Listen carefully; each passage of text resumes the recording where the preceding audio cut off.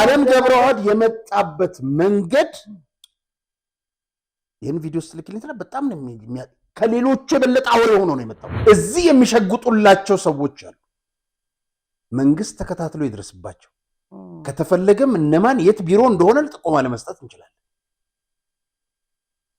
በኃላፊነት የተመደቡ ይቀበላሉ። ለካ ሰምተው እንዳልሰሙ ጩኸታችንን የሚሆኑት ለዚህ እኮ ነው። ለምሳሌ ሞንጆሪ ነው አዲስ አበባ ድረስ የምንሄደው ብቻችንን አይደለም፣ እዛው በር ላይ የሚጠብቁን አሉ ብላለች። አዲስ አበባም እንደሚገቡ እየነገሩን ነው። ተመልሰው ደግሞ ጉድጓድ ቆፍር እያሉት ነው። የትኛውን ይቀበል ህዝቡ? ህጉ እንዳይፈጸም ከነጮች ጉቦ እየተቀበሉ ሰራተኛ እንዲረገጥ በገዛ ሀገሩ ባሪያ ዝንጀሮ ጦጣ እንዲባል ያደረጉት፣ ሌላው ቀርቶ የነሱን እንስሶች ገላ እንዲያጥቡ እዳሪያቸውን እንዲጠርጉ እያደረጉን ያሉት የኛው ሰዎች ነው።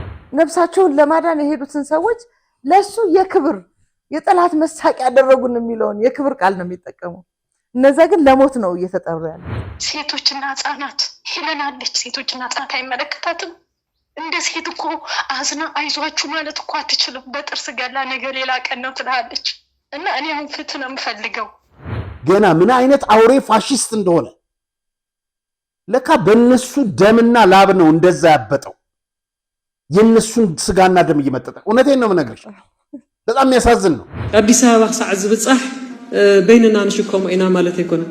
አፍ ደገ አዲስ አበባ ያም ዝቃለሱ ዘለው ፋኖሎ አፍ ደገ አዲስ አበባ ናይ ኦሮሞ ነፃነት ሰራዊት አለው አፍ ደገ አዲስ አበባ አሜሪካ የሚሳተፈችበት እንትን ሚሳኤል በድሮን በከባድ መሳሪያ ትመታለች። የሚሞተው ግን 5 ነው፣ ምክንያቱም ጉድጓድ ስለቆፈረ። ስለዚህ ኮሪደር ልማት ሳይሆን በየቤት ጉድጓድ ቆፍርት የትግራይ ህዝብ ለሱ ኮሪደር ልማት ነው የሚያውቀውን ነው እንግዲህ የሚናገረው የሚሰራው።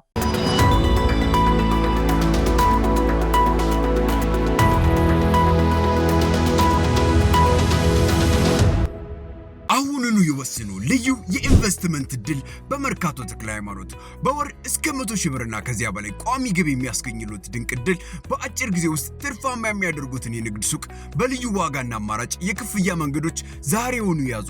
ከግራውንድ ፍሎር እስከ 3ኛ ወለል ድረስ ከ11 ካሬ 22 እና 32 እንደ ምርጫው በ2.7 ሚሊዮን ብር ጠቅላላ ክፍያ እንዲሁም በ640,000 ብር ቅድመ ክፍያ ያገኛሉ። በአንድ ዓመት ጊዜ ውስጥ በ7 ዙር ክፍያ የተመቻቸሉት። በተጨማሪ በፒያሳ ፍሬንድሺፕ ፓርክ እና በአራዳ ፓርክ ፊት ለፊት የሚገኙ ዘመናዊ አፓርትመንቶችን ለመኖሪያም ሆነ ለኢንቨስትመንት እንደ ምርጫው ባለ 2 መኝታ ቤት በ8 ሚሊዮን ብር ጠቅላላ ክፍያ በ10% ቅድመ ክፍያ በ1 ሚሊዮን ብር የግሎ ያድርጉ። ፈጥነው ለሚመጡ ደንበኞቻችን ተጨማሪ ልዩ ቅናሽም ተዘጋጅቷል።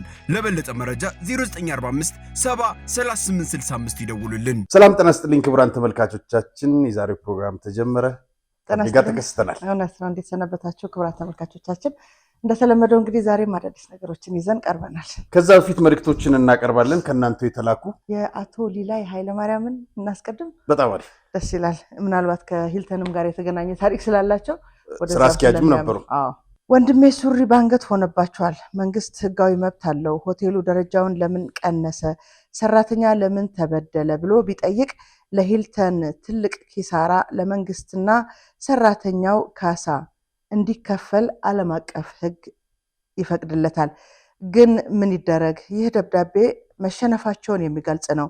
አንተን እግዚአብሔር ይርዳህ። ምግዳል ህዝብ ማለት ይህ ነው ወንድሜ። ምንድነው ትርጉሙ? ያው ታጋይ መሆን ማለት ለህዝብ በዚህ ይገለጻል እንደማለት ነው። ሌላው እንግዲህ የደረሰን መልእክት አርያዬ አብዬ ይላል። ለሰላምታ መሰለኝ። ስለ ጻድቃን የያዛችሁት አቋም ትክክል ነው። ጻድቃን እውነቱን አውጥቶ እውነቱን እስካልተናገረና ይቅርታ እስካልጠየቀ ድረስ ከነ ደብረ ጽዮን የባሰ ወንጀለኛ ነው።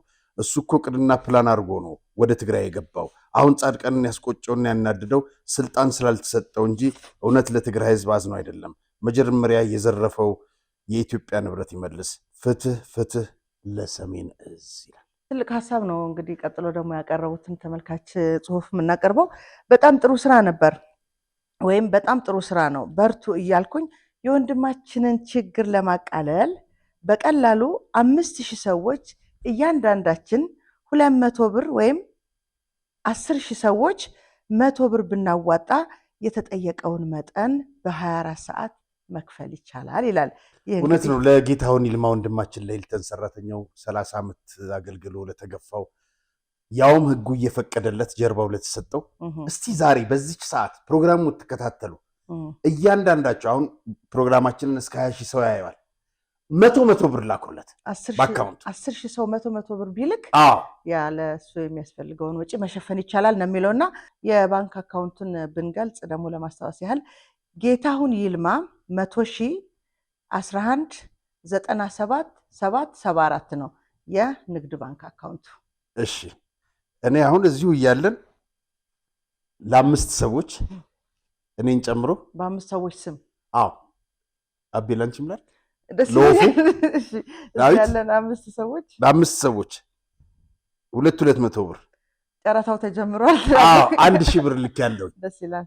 ክቡራን ተመልካቾቻችን እባካችሁ በምታምኑት ፈጣሪ ይህንን ልጅ እናድነው እና 200 ብር በቂ ነው ወይም 100 ብር ራሱ በቂ። ስለዚህ ዛሬ ይህን ፕሮግራም ስትከታተሉ ስትጀምሩ 100 ወይም 200 እንደፈለጋችሁ በዛች ጀምራችሁ በጌታሁን ይልማ አካውንት ገቢ ማድረግ ትችላላችሁ። እናመሰግናለን። አቤ ድምፃዊት ማስረሻ ትባላለች። አሜሪካ ነው የምትኖረው። በጣም ወዳጄ ናት። በቀደም ዕለት ደውላልኝ ነበር። ሂልተን የሰጠሁት ልብስ አሳልፈው ነው የሰጡኝ። ስለ ሂልተን እየሰራህ ያለው ነገር በጣም ደስ ይላል አለችኝ እና ለአንድ የላውንደሪ ድርጅት ለሱ ሰጥተው ነው የሚያሳጥቡትና በጣም ተበሳጭቼ ነው የመጣሁት። የዛሬ ዓመት መጣ ነበር። እናም እንደዛ አለችኝ። ድምፃዊት ማርሸት መልእክትሽን አስተላልፈናል። ግን በጣም የምትወደድበትን አንድ ሙዚቃ ባያጋቷ አይኖች ባይኖቼ ተስለው የጥፍታ ነው አለች። አሜሪካ ነው የምትኖረው። ወደድ ሙዚቃ ዘፈን ነበር። ይሄ ዘፈን አሜሪካ ነው የምትኖረው። ዋሽንግተን አብረን ነበር። እናመሰግናለን ማርሸት። ወደ እንግዲህ ሂልተንን ወደ ተመለከቱ ጉዳዮች ስናልፍ እቺን ወጣት እናገኛታለን። በጣም ታሳዝናለች። 10 ደቂቃ ቃለ ምልልስ አድርጊያት ነበር። 3 ዓመት ከምናምን በሂልተን በሃውስኪፒንግ አገልግላለች። ሰላም ምን እንደደረሰባት ከራሷ አንደበት እንስማው። ጤና ይስጥልኝ እህቴ። እንግዲህ በአሁን ሰዓት በስደት አረብ ሀገር ነው ያለሽው። ቀደም ሲል ከ3 ዓመት በላይ በሂልተን እንደሰራሽ ነግረሽኝ ነበር። የገጠመሽም ችግር እንደነበረ አስቀድመሽ ነግረሽኛል። እስቲ ከዛ እንጀምር። ምንድን ነው የገጠመሽ? በሂልተን ያሳለፍሽው ህይወት እንዴት ይገለጻል? እነዚህን አጠቃላይ። እሺ እድሉ ስለተሰጠኝ በጣም አመሰግናለሁ። እና እኔ በስደት ላይ ነው የምኖረው። አንድ ወንድ አንድ ሴት አለኝ። ክፍለ ሀገር ልጆቼን ትቼ በስደት እገኛለሁ። ይህም ምክንያቴ ምንድነው? ሂልተን ነው። ሂልተን ማለት ከተቀጠርኩበት ጀምሮ 1 ዓመት ብቻ ዋውሎ 2 ዓመት ሙሉ ግፍና በደልና የጉልበት ብዝበዛ ሲደርስብኝ ነበር የቆየሁት። ይህም ሆኖ ፍትህ እንዲሰጠኝ ነው የምፈልገው። ይህ በሰው ሀገር ላይ በመጣሁበት ሰዓት የተሰማኝ ስሜት ኢትዮጵያዊነት አይደለም። የተሰጠኝ ክብር ለብቻ ቤት ተሰጥቶኝ፣ አልጋ ተሰጥቶኝ፣ ሁሉ ነገር ተዘጋጅቶልኝ ነው በስደት ላይ የተገኘሁት። ጥንትም አሁንም ያልተቀየረው አረብ ሀገር፣ ክፉ አረብ ሀገር ግን ደህና ብር የሚከፈልበት፣ በገዛ ሀገሬ ላይ ግን ግፍ ተሰርቶብኝ የወጣሁት። ምን ነበረ? በምን ሙያ ነበር የምትሰሪው ሂልተን? የምሰራው በሂልተን ላይ በሃውስኪፒንግ ጊዜያዊ ሰራተኛ ነኝ። እሺ ቀጥይ። እና ይህን ያህል ዓመት ስሰራ 17 ቤት የሰራሁበት ቀን አለ። ቲቪኒጋ 18 ቤት የሰራሁበት ቀን አለ። ክፍሎች ማለት ነው። 18 ክፍል 17 ክፍል ኤክስትራ ቤት ጭምር። ይሄንን ስሰራ ግን በ5000 ብር ነበር ምሰራው። አንድም ቤት አቋርጬ መሄድ አልችልም። እግዚአብሔር ረድቶኝ ዶንትና ወይም ኤስአር ካላገኘው ያንን ጨርሼ ነው የምሄደው፣ ኑሮን ለማሸነፍ የወንድ እጅ ለማየት ብዬ በሀገሬ ላይ ማለት ነው። ምንድነው የገጠመሽ? ይሄንን በማደርገው ነገር ላይ የገጠመኝ ነገር የደሞዝ ጭማሪ ነበር። መጀመሪያ የጠየቅነው ጊዜ ጠብቁ እስክትቀጠሩ ስንባል ደሞዝ አያስፈልግም፣ በ2-3 ስንጠይቅ አያስፈልግም። በመጨረሻው ላይ ስናመርባቸው ወይዘሮ ሄለን ችግር የለው እናንተን የመሰለ ጠንካራ ሴት አብሶ 3 ሴቶች አለ ጠንካራ ሴት አይደለም ደሞዝ ሌላ ነገር ይገባቸዋል ያለች ተሸነገለን ነበረ። ልክ በመሃል ላይ ማስታወቂያ ወጣ። መቀጠር ያለባቸው እነሱ ናቸው ሲባል ውጪ ውጣ ተባለ። ውጪ ወጥቶ ድጋሚ መተን እኛም ማስገባን ኢንተርቪው ተደረገን። እድል አላችሁን የተባልነው ግን መጨረሻ ላይ እኛ በምን ይሁን በምን መስፈርት ሳናቅ እኛን ጥለው ሌላ ሰው 3 ሰው ተቀጠረ። 2 ወንድ 2 ሴት ተቀጠረ 4 ሰው።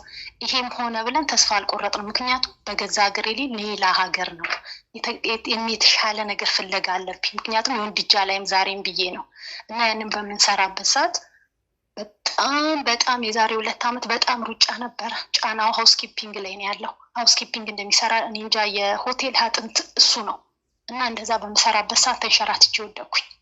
ይዘውኝ ሄዱ። የመጀመሪያው ቀን ሄደች፣ አየችኝ፣ ደህና ነሽ አለች።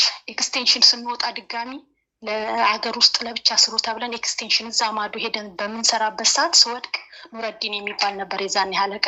አይዞሽ ብሎ እጅን ደግፎ በልዟል። በሁለተኛው ቀን ሀኒ ያልኳት ወገቤን በጣም እያመመኝ ነው፣ ማህፀኔ ድረስ ይሰማኛል ብዬ እያለቀስኩኝ ነገርኳት።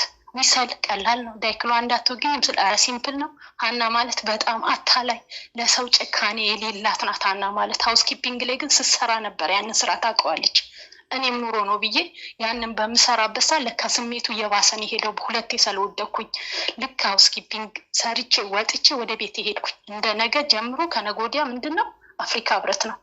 ጠዋት ልነሳ ስል ሽባን የሆንኩት በቃ። ምክንያቱም የሰራሁትን ስራ እኔን የማውቀው በማይከፈለኝ ነገር ማንም ከጎን የለኝም። ባሌ ነው ለእኔ የህይወት የመጨረሻ ባሌና እህቶቼ ናቸው። መስዋዕት የከፈልኩበት ነው ሂልተን ማለት። በሰው ሀገር ብትታመም ሙሉ ሕክምናህን ነው የሚችለው። በገዛ ሀገሬ ላይ ግን የሚያይኝ ሰው አጣሁኝ። ከዛ ብዙ መከራዎችን አሳልፌ ብዙ ፈተናዎችን አሳልፌ እዚህ ላይ ቆምኩኝ። ተስፋ አልቆርጥም ብዬ ባሌ ልምኜ ድጋሚ ገባሁ ሂልተን። ድጋሚ ስገባ የደረሰብኝ ነገር መልካም ነበር ነው ያልኩት። መገፋት መልካም ነው ብዬ በምገባበት ሰዓት እንጃ ምን ልበልህ። ድጋሚ ሄለን ጋር ገባን። ሄለን ዛሬ ድኜ መጥቻለሁ፣ ደሞዝ አስቢልን ስል ክላውስ ላናግረው ብላ 3 ወር ፈጀች። በ3ኛው ወር ስንሄድ እሱ ካልፈቀደ ምንም ማድረግ አንችልም። እሺ በቃ የስራ ልምድ ጻፉልን ነው። ይችን ጊዜ ጨርሷል፣ ስራዋ ትለቅ ነው የምትለን በቃ ሄለን ሁሌም ማለት ነው። እና የሚሰራው ስራ በጣም ያስጠላሃል። እንግዳ ሲሰድብ ሲቆጣ አንተን ነው። ምክንያቱም ለአንድ እንግዳ ፎጣ አተክ ለጄሙ ሲባል ለብቻ ነው ፎጣ የሚሄደው። ለክላውስ ከተባለ ሮበርት ትናንት ለመጣው ለኢንጂነሪንጉ ሮበርት ተመርጦ ነው የሚሄድለት። ለምን ማነው እሱ? መጀመሪያ ላይ እውነቴን ነው የምለው። እዛ ቁጭ ብለን ምን እንላለን? ሂልተን ሰራተኛ መንግስት ማያውቀው ሀገር ቁጭ ብለን መንግስት ማያውቀዋል። ግን ሚስጥሩን ማን ነው የሚነግረው ለመንግስት? እኔ አሁን የፖለቲካ ውስጥ መግባት አልፈልግም። መንግስት ሀገር ውስጥ አለ፣ ግን የመንግስት አስመሳዮች ብዙ አሉ። መንግስት እኮ የምትለው አስቤዛ ስጠኝ ስትል ነው ሚስት የምትሰጠው። እንካ ብለህ ለመንግስት ካልነገር ከስራ ያሉት እነማን እንበልህ? እነ አቶ መላኩ እነ ቢኒያም እነሱ ቢያከብሩን እኮ እኛን እንዴት ነጮቹ እኛን ሊንቁን ይችላሉ? ገና ሲያይክ እኮ አቶ መላኩ ለአንተ ያለው አመለካከት በጥርሱ እነ ሄለን ምን ልበልህ የቱ ተጠርቶ የቱ ቅስማችን በተሰበረ ሰዓት አይዟችሁ በምንባልበት ሰዓት ዛሬ በስደት ሀገር ላይ ክብር አግኝቼ ነው ያለው ሰው። እኔ ልጆችን ክፍለ ሀገር ብልክም ግን ክብር አግኝቼ ነው ያለሁት። በጉግል ላይ ስለ ኢትዮጵያ ቁጭ ብላ ሴትዮ ትነግረኛለች። እናት የሆነ ቤት ውስጥ ነው የገባሁት። እውነት ሂልተን አጠገብ ያለው ቅዱስ ገብርኤል ረድቶኛል። አሁንም እኔ መናገር የምፈልገው እኔ የደረሰው በደል ሌላው ላይ አይድረስ። እኔ ተበድዬ አሪያ ቤት ኪራይ መክፈል አቅቶኝ ባሌ ነው የሚከፍለው። አስፔዛ ማድረግ አፍሬ እዛ እየሰራው ሚስቱ እኮ ሂልተን ነው የምትሰራው ነው የሚባለው። ግን የውስጥ የሚያውቀው እግዚአብሔር ነው። ህመሜን ተሸክሜ አሁንም እኔ ለመንግስት የምናገረው ነገር ፍትህ ይገባኛል። በቃ ሃውስኪፒንግ አብሶ ጊዜያዊ ሰራተኛ ካሳ ያስፈልገዋል። የብር ብቻ አይደለም የአእምሮ ካሳ ያስፈልገዋል። አብይ ሴቶችና ህጻናት ሄለን አለች። ሴቶችና ህጻናት አይመለከታትም። እንደ ሴት እኮ አዝና አይዟችሁ ማለት እኮ አትችልም። በጥርስ ገላ ነገ ሌላ ቀን ነው ትላለች። እና እኔ አሁን ፍትህ ነው የምፈልገው። ብር ነገ ይጠፋል። የጭንቅላት ካሳ እኔ ላይ የደረሰ እህቶቼ ላይ አይድረስ። እዚህ እየሰራው ሲያመኝ አሪያ ሽንት ቤት ገብቼ ይደበቃለሁ። ደስ የሚልህ ነገር ሽንት ቤት ቶሎ ወጣ አትባልም አረብ ሀገር ላይ። ኢትዮጵያ ውስጥ ግን ሆቴል ብዙ ሆቴል አለ። ብገባ ካሜራ አለ። መቀመጥ አልችልም። ተስፋ ስቆርጥ ነው በዚህ ባሌን ረግጬ አልሰማህም ብዬ ገፍትሬውን የመጣሁት። ከአማንዴ ሲሉኝ እህቶቼ እያለቀሱ የመጣሁት። ስደት መሸሸጊያ ነው። ስደት ሚስጥረኛ ነው። ሽንት ቤት ተቀምጬ ተነስቼ ሌላውን ስራ ሰራለሁ። ቴንኪው ነው የምትለኝ። እሺ ነው ባልችለውም እሺ ነው ምላት። ምክንያቱም ኢትዮጵያዊ ነኛ፣ ጠንካራ ነኛ። ስለዚህ ፍትህ እባክህ አብይ ይሄንን ድምፅ ስማ። የሰው ነፍስ ታደግ። አብሶ የሴቶች የወገብ በሽተኛ የእግር በሽተኛ የተሆነበት ነው። ፐብሊክ ኤሪያ ላይ ቆሜ አንድ ወንድ ምን አለ፣ ምን ፈልገሽ ነው የመጣሽው ነው ያለኝ። ምን ፈልገሽ ገባሽ? ምን ላድርግ? ወንድም ሴት የምሰራው እኔ ነኝ። በገቢ ምክንያት ጊዜያዊ ተቀምጬ እንጂ እኔ ፐብሊክ ላይ ሆኜ አላውቅም። እሷ ፐብሊክ አሰራም ነው የምባለው። እና ከሱፐርቫይዘር በላይ አለቆቹ ፈሪ ናቸው። አለቆቹን ሄደን ስናናገር ኧረ እንዴት ቆይ እሺ ትንሽ እናናግረው ምን ይለናል እሱ። ማነው እሱ? እሱ እኮ ፈጣሪ አይደለም። ምነው ነጩ እንደፈራን ዛሬ አብይን ብንፈራ አልኩኝ። በቃ ማለት ትንሽ ክብር እንኳን ብንሰጥ አብይ ባለበት ሀገር ከምንለው አብይ አለ ብለን ብንናገረው ነው ያልኩት እዚህ ጋራ። ምክንያቱም ሚስጥርህን ሲያቅ የቻለውን ነገር ያደርጋል። ሚስጥርህን ሲያቅ ነው አብይ ሊያደርግ የሚችለው። አዳነች ቤት አጣው ብዬ ካላወራውላት አዳነች መንፈስ ሆና ለእኔ ቤት ልትሰጠኝ አልችልም። በቤት ኪራይ ተቸገርኩ ብዬ እሷን ልወቅስ አልችልም። ስለዚህ ከመንግስት ይልቅ ራሳችንን እናበብ። እህቶች አይጎዱ። ፍትህ ያስፈልገናል። ከ3 ዓመት በላይ ሰርቻለሁ ሳልዋዋል። 3 ወር ነው። ከ3 ወር በኋላ ወይ ያባራል ወይ ይቀጥራል። ይሄ ሁሉ ነገር ደርሶብኛልና ፍትህ ልጆቼ በትኛ በስፋ ሀገር መጥቻለሁ። ዛሬ እኮ ፍትህ ፈልጋለሁኝ ወንድሜ። ሪያ አይዞሽ። እንግዲህ እህታችን ይህንኑ መልእክት እናስተላልፋለን። እግዚአብሔር ከአንቺ ጋር ይሁን። በመጨረሻ የምታስተላልፊው መልእክት ካለ እድሉ ልስጥሽ። መጨረሻ ላይ ማስተላልፈው መልእክት በጣም ለምወደው ለማከብረው ባለቤት ይቅርታ ከሀሳብ ውጭ ሆኜ ቅስሜ ቢሰበር ጥዬው ብመጣ ለባለቤት መጀመሪያ እና ሞር ደግሞ የበለጠ ለሹፌሮች እውነት ለሃውስኪፒንግ ሱፐርቫይዘሮች ለሃውስኪፒንግ ሰራተኛ ክብር በጣም ለሚሰጡ ለጊዜው ሰራተኞች 17 ቤት ሰርቼ መጥቼ ለእኔ ከአለቃ የማገኘው ይልቅ ሳይሆን ከሱፐርቫይዘር አይዞሽነት የሱፐርቫይዘር ነገነት ነመስከረም እኔ መጥራት አልችልም መከሌ ማለት ነው። ሹፌሮች በጣም አመሰግናለሁ። እድሜ ጤና ይስጣችሁ ሁላችሁም። ክችል ሳይቀሩ ሰላም የምትስቀዋ የምባለው ነኝና አይዟችሁ። እግዚአብሔር ቀን አለ፣ ፍርድ አለ፣ ካሳ አለ። ከሰማይም ከመንግስትም ካሳ እናገኛለን እና አሪያ እድሜ ጤና ወላዲት አምላክ ከልጇ ጋር ሆና ትስጥህ ነው ምለው። ሌላ ምንም አይደለም እና አመሰግናለሁ። እሺ እኔም አመሰግናለሁ። በጣም ልብ ይነካል። በጣም ስሜት ይነካል። በጣም ታሳዝናለች። ብዙ ሰዎች ምን ያህል ልብሳተን ተዋርደን በእነዚህ በነጮቹ እየተተፋባቸው እየተሰቃዩ አረብ ሀገር ሲሄድ ግን አለች ቤት ለብቻዬ፣ ሻወር ያለው ልብስ ተሰጥቶኝ፣ ቲቪ ለብቻዬ አለች። ሰዎች በገዛ ሀገራቸው እንዲሰሩ ነው ማበረታታት ያለብን ወይስ ስደት? እኔ ስደትን ስለማውቀው ለማንም ሰው ስደትን አልመኝም። በጣም ለማንም ሰው ስደትን አልመኝም። ያው እኛም ስደትን ማበረታታችን ሳይሆን ያለውን ልዩነት ሰው በሀገሩ እንዴት እንደሆነ ሲወጣ ምን እንደሚመስል ህይወቱ በራሷ አንደበት የገለጸችውን ነገር ማቅረብ ስላለብን ነው እንጂ እኛም ሁሉም ህይወት እንደዛ አይደለም። በእርግጥ ግን አሁንም ስለ ሂልተን ቆም ብሎ ማሰብ ያስፈልጋል። ብዙ ያገኘናቸው መረጃዎች አሉ። እነሱን በቅደም ተከተል እናቀርባቸዋለን። በነገራችን ላይ በጣም የሚገርምሽ ነገር ከአንድ ቅርብ መረጃ ያገኘሁት ነው። ኢትዮጵያ ውስጥ በመጀመሪያ በንጽጽር አንድ ምሳሌ ልንገርሽ። የኢትዮጵያ እግር ኳስ እየሞተ ካሉበት መንገድ አንዱ ክለቦች ከአፍሪካ ተጫዋቾች ያመጣሉ። ከአፍሪካ ተጫዋቾች ማምጣታቸው ብቻ አይደለም፣ 600,000 500,000 ነው በወር የሚከፈላቸው።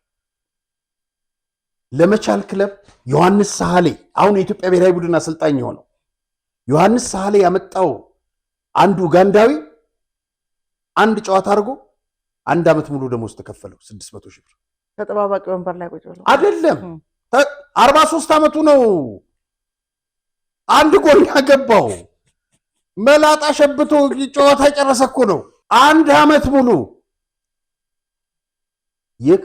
የክለቡ ኃላፊ እኮ ነው የሚነግረን አስተዳደር፣ ለእኔና ለአንድ ስፖርት ጋዜጠኛ ምን አይነት ሙስና ይካሄድ እንደነበር። እንዲህ አይነት ስራ የሚሰራውን ሰውዬ አምጥተሽ የኢትዮጵያ ብሔራዊ ቡድን አሰልጣኝ ታደርጊዋለሽ። ክለቡን ሲገል የነበረ ማለት ነው። አሁን ለምሳሌ መቀለ ሰባ እንደርታ ወረደ መሰለኝ።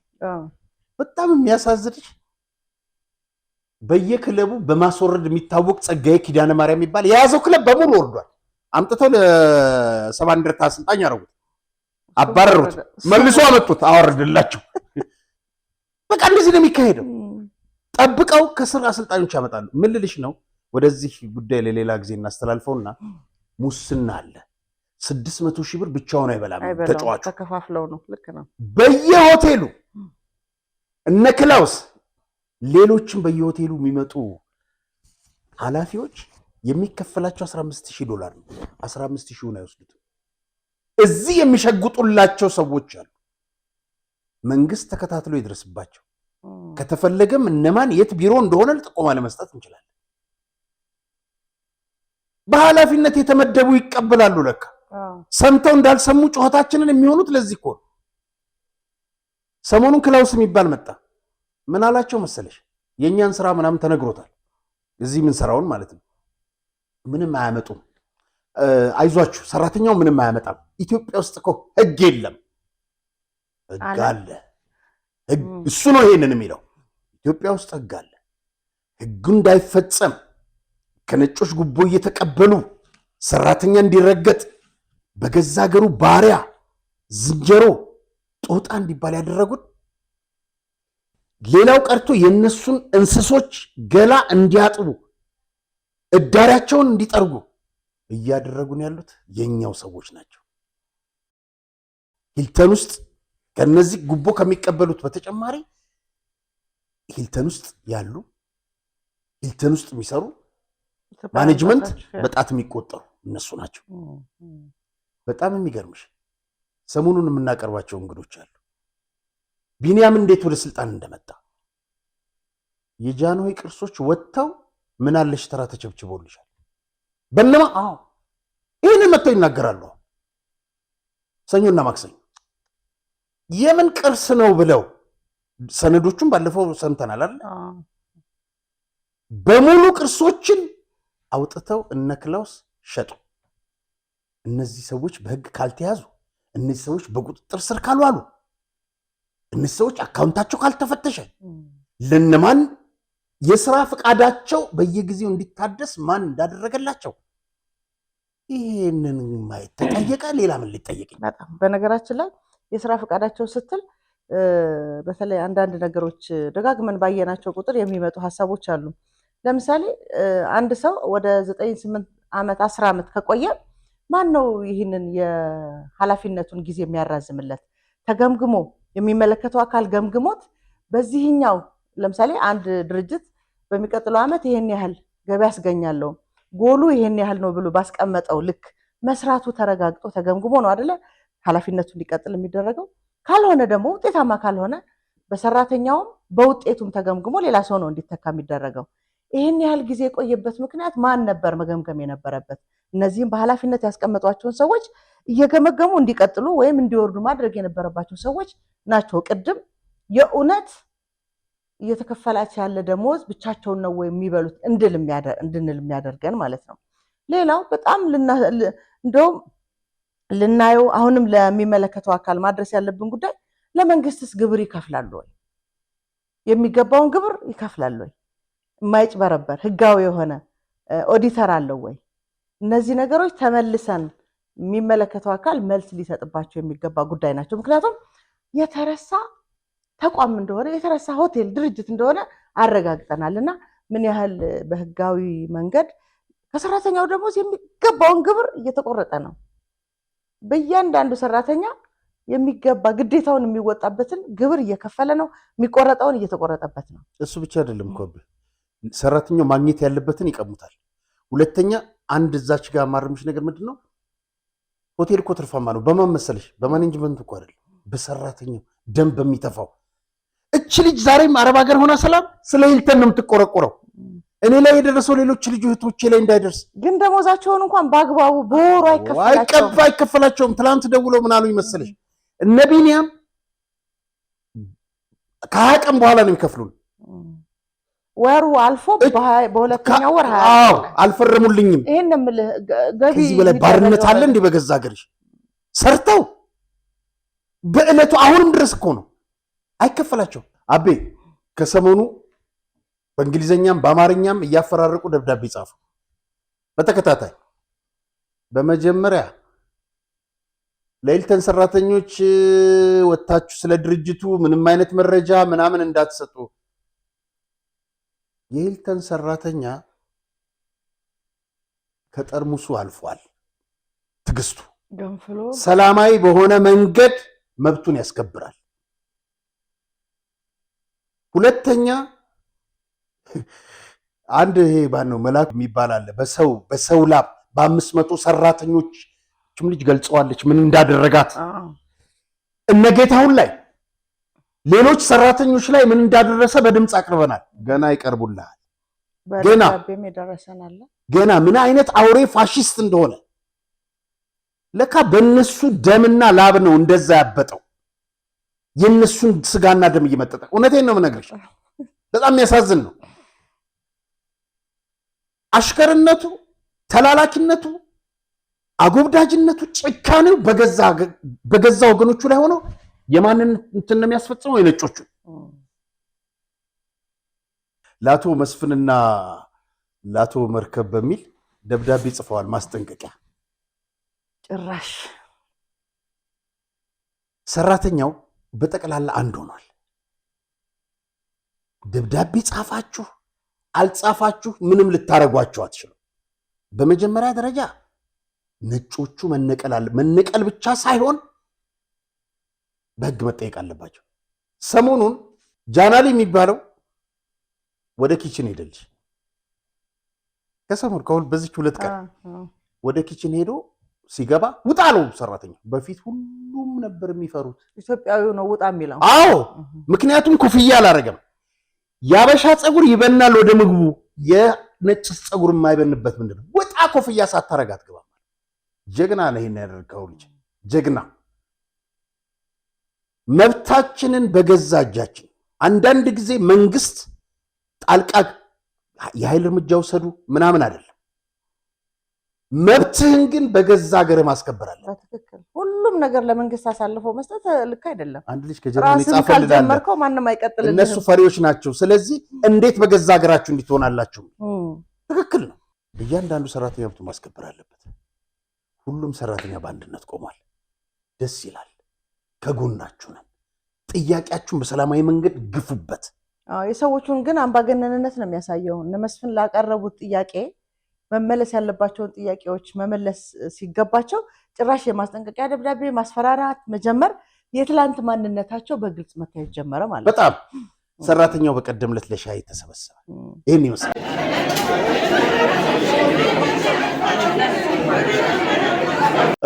አቤ ይሄንን ይመስላል። ጀግኖች ናችሁ፣ በርቱ።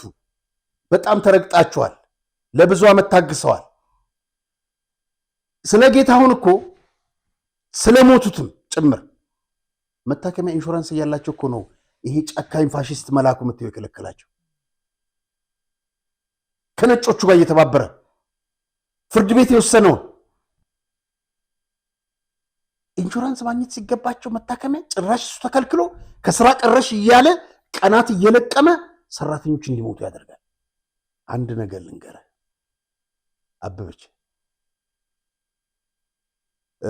አንድ ጊዜ የስዬ አብርሃም ሚስት ፍርድ ቤት ውስጥ ምን አለች? ስዬና ታምራትን በእንትን ይዘዋቸው ሲገቡ ዛሬ እንደዚህ ሳትሆን አዳስ ማለት ነው እንኳን የምናውቀውን መለስ አለች። እንደ እግዚአብሔር ይሰገድላቸው የነበሩ ጃንሆይም መጨረሻቸው በዛ ፋሺስት ተቀብረው መሬት ቤት ነው የተሰራባቸው። የመንግስቱ ኃይለማርያም መጣ አሁን ከኑሮ ይቆጠራል እንደ ይህን ሁሉ ሰው በልቶ መለስም 100 ዓመት እንኖራለን ይል ነበር። ምን ልልሽ ነው? እብጠት በጊዜ ይፈነዳል። እነ በረከት ስምዖን አላሙዲ እስር ቤት ይገባል ብለሽ አስበሻል? ይህ ቁም እስረኛ ውስጥ ነው ያለው። ገንዘብና ሀብት አያስጥልሽ ከምንም ነገር። እነ መላኩ በሰራተኛው ደሞዝ ላብ የሰበሰባችሁት ደረሰኝ ያሳይሻለሁ ሙስና ምን እንደተፈጸመ።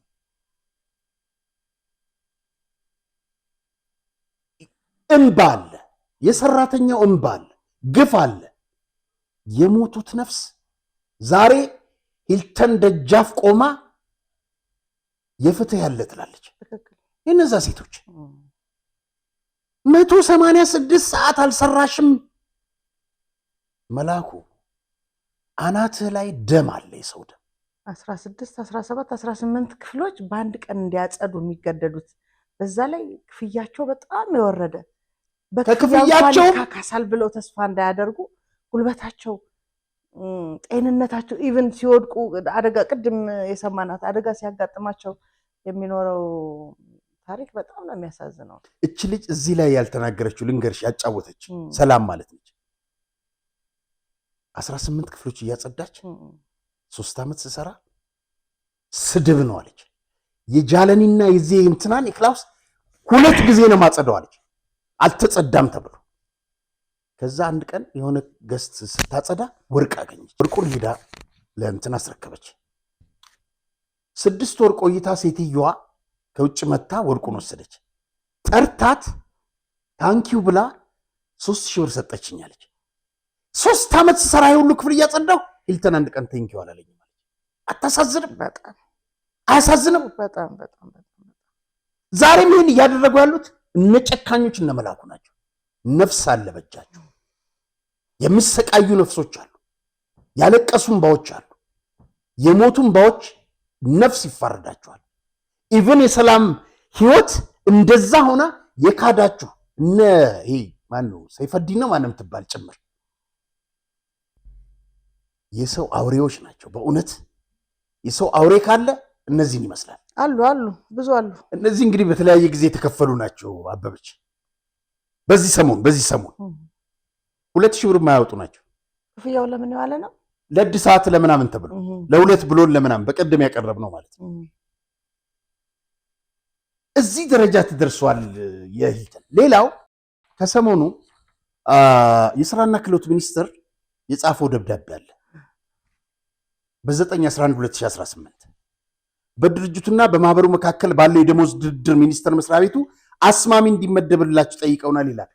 እኔ የምልሽ ይሄና ቱሪዝም ኮሚሽን የጻፏቸው ደብዳቤዎች አሉ ቀጠሮ እንዲያዝላቸው። ስራና ክህሎት ፈቃድ የሚሰጠው ለማናጀሩ እሱ ነው። ለምንድን ነው ህጉ እንዲከበር ማለት ሰራተኞች መታቸው እንዲከበር ከማድረግ ይልቅ አስማሚ? ሁለተኛ በጣም የሚያሳዝነው የተመደቡት ሰዎች ምን እንዳሉ ታውቂያለሽ? ለምን ወደ ሚዲያ ትሄዳላችሁ? ወደ እናንተማ መጥተው ፍትህ አጥተዋል እኮ ወደ ሚዲያ ለምን ፍትህ እንዳጡ ደግሞ እንተዋወቃለን። በነገራችን ላይ አበበች ትላንትና ለአቶ ካሳ የአቶ ካሳውን የሰራተኛ ኮንፌዴሬሽን ፕሬዚደንት ስልካቸው አይሰራም። ለአቶ ካሳ ግን እዚህ ስራና ክህሎት ላሉት ደውዬ እየጠራ መልስ አልሰጡኝም። 2 ጊዜ ሞክሬያለሁ ላናግር ማለት ነው።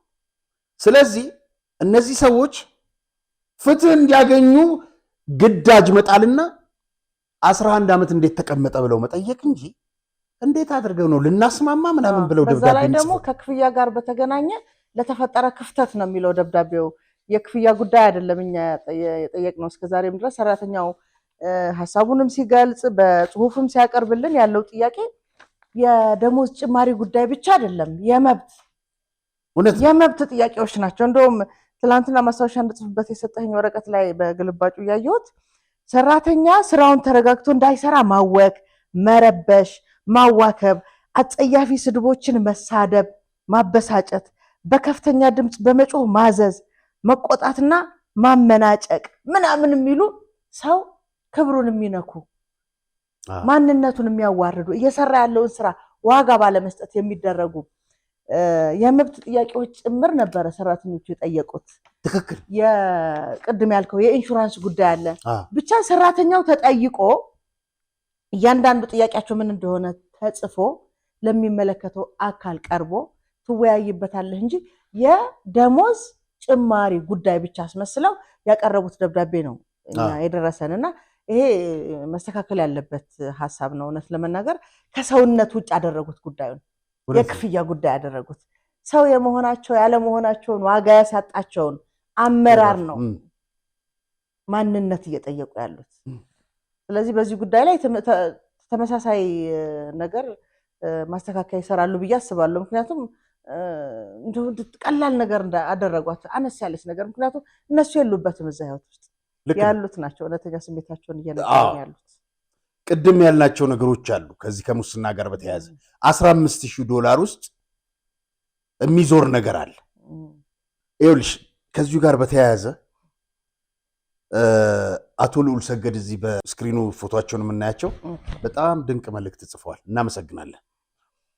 ለሂልተን ሆቴል የቦርድ አመራሮች አዲስ አበባ ጉዳዩ ሰሞኑን በሶሻል ሚዲያ እየተነሳ ስላለው ጉዳይ ማብራሪያና የምክር ሀሳብ ስለመስጠት ይህን ጉዳይ የሂልተን ሆቴል አዲስ አበባ አመራሮች፣ የቦርድ አባላት ቦርድ ኦፍ ዳይሬክተርስ ወይም ደግሞ የከፍተኛ ማኔጅመንት ቶፕ ሌቭል ማኔጅመንት በትኩረት አዳምጣችሁ ወይም ጽሑፌን አንብባችሁ መልስ እንድትሰጡን እንፈልጋለን። እንደሚታወቀው በሀገራችን ካሉ ብራንድ ሆቴሎች መካከል አንዱ ሂልተን አዲስ ሆቴል መሆኑ ግልጽ ነው። ነገር ግን አሁን ላይ በተፈጠረው ጉዳይ ሀገራችን እንዲሁም መንግስት በቱሪዝም ኢንዱስትሪ ላይ እየሰጠ ያለው ትኩረት የላቀ ቢሆንም አሁንም በቱሪዝምና በሆስፒታሊቲ ኢንዱስትሪው በነጮች በቅኝ ግዛት እጅ ላይ እየወደቀ ይገኛል። ለዚህ ማሳያው እንደ ሀያት ሪጀንሲ ያሉ ትልልቅ ሆቴሎችን ጨምሮ እያየነው ያለውና ከእናንተም ጋር የዜጎቻችንን በደልና እንግልት እየደረሰባቸው እንዳለ በሚዲያ ተመልክተናል። የሀያት ሆቴል ኤክስኪዩቲቭ ሼፍ በዲሲፕሊን ምክንያት ተባሮ ማስታወቂያ ሳይወጣ በሀገራችን ትልቅ ሆቴል ላይ ኦፕሬሽን ዳይሬክተር ሆኖ ተቀጥሯል። አንድ ኦፕሬሽን ዳይሬክተር ለመሆን የሚያሟሉ የሆቴል ሊደርሺፕ ጠንቅቆ ማወቅና የሆቴልን ፋይናንስ ጠንቅቆ ማወቅ ናቸው። የሆቴሉ ማናጀር ማንም ተቆጣጣሪ ስለሌለው የፈለገውን ማድረግ እንደሚችል ተረድተናል። የት ይመስልሻል? ሂልተን ያኛው ያሳየ ነው ሰውዬ። ማን ነው ፈቃድስ የሰጠውና የስራና ክህሎት ሚኒስትር እዚህ ውስጥ ይመለከተዋል? የሆቴሉ ችግር ያለው ከላይ የሆቴሉ ማናጀርና የኦፕሬሽን ማናጀሩ ናቸው። ብሎም ድክመቱ የሆቴል የቦርድ ስራ አመራር ድክመትና ስለ ሆቴሉ ኦፕሬሽን አለማወቅ ነው። ይህን ለማጥፋት ቦርድ ውስጥ በሆቴልና በቱሪዝም ከፍተኛ ባለሙያ ኢትዮጵያዊ ቢኖር ይህ ሁሉ መተራመስ አይኖርም ነበር። ስለዚህ በአስቸኳይ ከፍተኛ ሆቴልና ቱሪዝም ባለሙያ በቦርድ አባልነት እንዲመደብ የባለሙያ ምክራችንን እንሰጣለን። ተቆርቋሪ ኢትዮጵያውያን እንደዚህ ውጡና ተናገሩ። የሆቴሉ ማናጀር 11 ዓመት መቆየት ማለት ምን ማለት ነው? እንደ ዓለም አቀፍ የሆቴል ማናጀርነት ልምዴ አንድ የሆቴል ማናጀር 11 ዓመት መቆየት ኢትዮጵያ ውስጥ ብቻ ነው የሰማሁት። የሆቴል ማናጀር 11 ዓመት ከሞላው ተስፋ የሚሰጥ ራዕይ የለውም። ምክንያቱም ራዕዩ አብቅቷል ማለት ነው። ይህ ሁሉ ችግር የቦርዱ አመራሮች ትኩረት አለመስጠት የአዲስ አበባ ሂልተን ሰራተኞችን ለጉዳት ዳርጓቸዋል። ኢትዮጵያኖች የሰው ኃይል አስተዳደርና የኮሜርሻል ኃላፊዎች እንደ ትልቅ ባለሙያ ሳየው እነዚህ ሰዎች የሚሰጣቸውን ፖሊሲ ማስፈጸም ነው። ከሆቴሉ ማናጀር የሚመጣውን መመሪያ ካልሰሩ ደግሞ ሌላ ነገር ይከተላቸዋል። ችግሩ ያለው ከሆቴሉ ዋና ስራ አስኪያጅ ነው። ይህም ለ11 ዓመት እንደፈለገ ሆቴሉን ሲያሽከረክረው ለነበረው የሆቴሉ ዋና ስራ አስኪያጅ ድክመትና የሆቴሉ ስራ አመራር ቦርድ አለማስተዋል ነው። አሁንም ፍትህ ለሀገራችን የሆስፒታሊቲ ቱሪዝም አምባሳደሮችና ለሆኑት ለሂልተን ሰራተኞች እንጠይቃለን። ሆኖም ሀገራችን ላይ እየለፋንበት ያለው ኢንዱስትሪ አንድ እርምጃ ወደፊት እንዲሄድ ነው እንጂ ተመልሶ በነጮች በቀኝ ግዛት ስር እንዲወድቅ አይደለም። ስለዚህ ከኮከብ ደረጃ ምደባ ስታር ክላሲፊኬሽን ጀምሮ እስከ ዛሬ ድረስ በደንብ እየሄደ ያለው ኢንዱስትሪ አሁን ላይ ፍሬያማ እየሆነ መንግስትም ትኩረት ከሰጣቸው ሴክተሮች መካከል አንዱ ስለሆነና እንደዚሁም ሀገራችን አዲስ አበባ የዓለም ቱሪስት መዳረሻ ቱሪዝም ዴስቲኔሽን መሆኗ እየተረጋገጠ ባለበት ሰዓት እንደ ሲኦፒ 32 ያሉ ትልልቅ ኩነቶች ለኢትዮጵያ እንዲሁም ለአዲስ አበባን እየተሰጡ ባለበት ሰዓት በእንደዚህ አይነት የብልሹ አመራር አሰራር ኢንዱስትሪው አንድ እርምጃ ስቴፕ ወደኋላ ከመጎተት ባሻገር ለሀገራችን የሆስፒታሊቲ ኢንዱስትሪ ጥቁር ነጠብጣብ ጠባሳ የሚያሳርፍ ስለሆነ በዚህ ጉዳይ ላይ አመራሮች፣ የበላይ አካላት፣ ቦርዶች በአስቸኳይ ሚዲያ መግለጫ እንድታደርጉልንና አስፈላጊውን ትብብር ከእናንተ ጋር ቆመን ለተበደሉትም ለኢንዱስትሪውን ፍትህ መፍትሄ እንዲሰጥ በአክብሮት እንጠይቃለን። ልዑል ሰገድ መሰለ የሆቴልና ቱሪዝም አማካሪ። በጣም ይጣፍጥ ነው። አንድ ነገር ልንገርሽ፣ እዚች ላይ ኬንያ፣ ጅቡቲ፣ አፍሪካ ሀገራት፣ አረብ ሀገር ያሉ ዱባይ እንደዚህ ያሉ ሂልተን ሆቴሎች በዶላር ነው የሚከፈላቸው። አሁን ስማቸው ማንሳት ሰራተኞቹ ማለት ነው። ሂልተንም በዶላር ነው መከፈል ያለበት ተብሎ ይህንን ያስቀሩት አሁን በህይወት ስለሌሉ ስማቸው ማንሳት አያስፈልግም። በወረደ ደሞዝ ሂልተንን 500 ሚሊዮን እንዲያተርፍ 500 ሰራተኛ ሚና እየተጫወተ በዶላር የሚገፉት ነጮቹና ተላላኪዎቻቸው ናቸው። ሌላው አንድ ነገር ልንገርሽ፣ ይሄ ከአንድ ዓመት በፊት የነበረ ጋብቻ ነው። በሂልተን ሆቴል የተፈጸመ በሂልተን ወጪ የተሸፈነ መጠጡም ምግቡም ሁሉ ነገር በሆቴሉ ተሸፍኖ እቺ አበሻ ይሄ ሰውዬ ስንት ዓመት ይመስልሻል? ወደ 68 ዓመቱ ነው እድሜው ማለት ነው። አዎ ያ ጀርመኑ ያመጣው ምንም ችሎታ የሌለው ከእንትን የተባረረው ማለት ነው። ቅድም እዚህ ጋር የተጻፈ አዎ እቺ ልጅ አገባት ኢትዮጵያዊት በአንድ ወር ነው ያባረራት ከሰርጉ በኋላ። እንዲህ አይነት ነገር ነው ሀገራችን ላይ የተፈጸመ ያለው። በጣም ነው የሚያሳዝንሽ። ሰራተኛውን ለማግባባት እናስተካክላለን እንለምላለን ጊዜ ለመግዣ ነው ይህን ሲያደርጉ ቆይተዋል። እነዚህ በተለይ ይሄ ሁሉም ፋሽስቶች ናቸው። ይሄው ከአንደበቶቻቸው ከሰራተኞቹ ሰማን። ከዚህ በላይ ምን ማረጋገጫ ያስፈልጋል? ሁላችሁም አንድ እንደሆናችሁ መብታችሁ እንደምታስከብሩ አንጠራጠርም። ሳይወድ በግድ ይስተካከላል። በጣም በነገራችን ላይ ከሐቅ ግንባር እሺ አንብበ ሂልተን አዲስ አበባ ሐቂ ግንባር ይላል። የእውነት ግንባር ማለት ነው። እንግዲህ መፋለማቸውን ወይም መታገል መጀመራቸውን ለማሳየት ግንባር የሚል ስያሜ ሁሉ ጨምረውበታልና ምን ያርጉ? የላኩልን ደብዳቤ ከነሱ በየቀኑ ከሚያዩት አጸያፊ ድርጊት አንጻር ማለት መግለጽ የፈለጉትን ነገር ሁሉ አስፍረዋል። ነገር ግን እኛ ለሚዲያ በሚመጥን ለተመልካቾቻችን በሚመጥን መንገድ ማቅረብ ስላለብን ሐሳቡን ለመግለጽ ነው መሞክረው። በተለይ በሴት ሰራተኞች ላይ ከ19 እስከ 20 ዓመት ዕድሜ ባላቸው ሴት ሰራተኞች ላይ የሚደረግ የወሲብ ትንኮሳ ታሪክ ነው ምስክርነታቸውን የሚገልጹት በዚህ ጽሁፍና በተለይ ደግሞ በዚህ ጉዳይ ላይ ስማቸው የሚጠቀሱ ሰዎች ሰራተኞቹ ሴት ሰራተኞች ማለት ነው ለነሱ የወሲብ ጥያቄ ምላሽ ካልሰጡ የስራ እድገት እንደማያገኙ ስራ እድገት ላይ ለመሰጠት የሚሰጥ ነጥቦች አሉ አይደለም? እሱን ታሳቢ ያደረገ ትንኮሳ እንደሚደረግባቸው የሚገልጹ በጣም ሴቶቹን ክብር በሚነካ መንገድ እየተሰራ ስላለው ነገር በጽሁፍ አስፍረውታል። በዚህ ጉዳይ ላይ እንግዲህ የሴቶች ጉዳይ ግን በዚህ ላይ ጣልቃ መግባት የለበትም። ተጠያቂ አድርገው የሚጠቅሱት ሰው በካፒታል ሆቴል በተመሳሳይ በወሲብ ትንኮሳ ከስራ የተባረረ ላርስ የሚባል ይሄ ማለት ነው ከአያት ኤጀንሲ ካፒታልም በዚህ መንገድ ነው አሉት። ላርስ ሰሞኑ ከሀገር ወጥቷል። ሰራተኞቹ እዛው ሂልተን ውስጥ ይፈጽሙት ስለነበረ በሴቶች ላይ ያዩትን አጸያፊ ባይናችን ያየነውን ብለው ምስክርነታቸውን ነው እዚህ ዝርዝር ውስጥ የላኩልን። እንዳልኩ እኔ ደግሞ እንግዲህ ከዚህ ሐሳብ ወሰድኩት ይሄን ይመስላል። ያው ግን ከሂልተን አዲስ አበባ ሐቂ ግንባር ይላል። እውነት ነው። ምን መሰለሽ በቃ ሰራተኛው ታምቆ ነበረ።